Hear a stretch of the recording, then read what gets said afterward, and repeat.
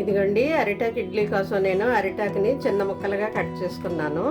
అయితే దీని మీద ఇప్పుడు నెయ్యి పామి నేను ఇడ్లీ పాత్ర మీద పెడతాను అనమాట. అదే ఇడ్లీలు గిన్నెలో పెడతాను.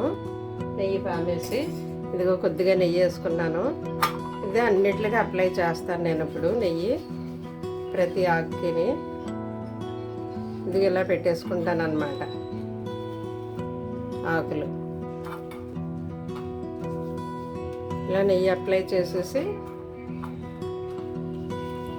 ఆకులు ఇలాగా దీని మీద పేర్ చేసుకోవాలండి. అప్పుడు దీని మీద మామూలుగా ఇడ్లీ రుబ్బు వేసేయడమే.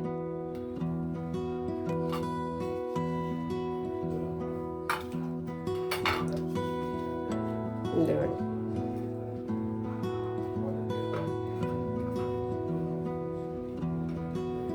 ఇలా వేసేసిన తర్వాత మనం రుబ్బు దాని మీద వేసేయడమేనండి.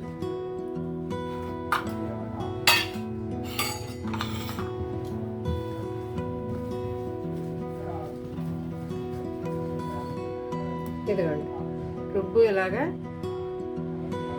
కనిపిస్తుందా మీకు? ఇటు పెడతా. ఇదిగోండి ఇలాగే వేసేయడమే రుబ్బు ఆకుల మీద.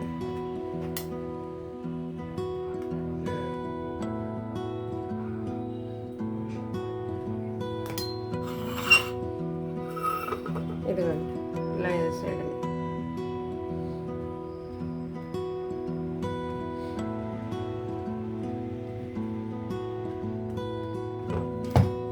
ఓకే, ఇలా వేసేసిన తర్వాత దీన్ని మనం ఇలా పెట్టేసి ఇడ్లీ పాత్రలో పెట్టేసుకోవడమేనండి. ఇదిగోండి ఇడ్లీ పాత్ర దీంట్లో పెట్టేస్తున్నాను నేను.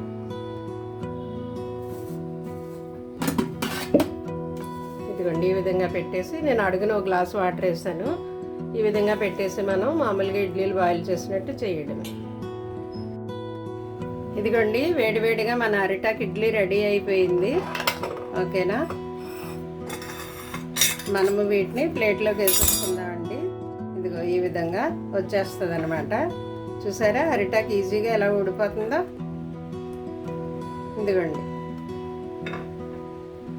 ఈజీగా ఊడిపోతుంది. అరిటాకు ఇడ్లీ రెడీ అయిపోయిందండి. ఇలాగ ఏ విధంగా మీకు ఎన్ని కావాలంటే అన్నీ ఈ విధంగా చేసుకోవచ్చండి. ఎంతో టేస్టీ అండ్ హెల్దీ అరిటాకు ఇడ్లీ రెడీ అయిపోయింది. నేను దీంట్లోకి ఈ చట్నీ పెట్టుకున్నానండి. టమాటో కొత్తిమీర కలిపి చేసుకున్నాను. ఈ పచ్చడి పెట్టుకున్నాను అనమాట. ఈ విధంగా మనం హెల్దీ ఇడ్లీ రెడీ చేసుకోవచ్చు. Thank you.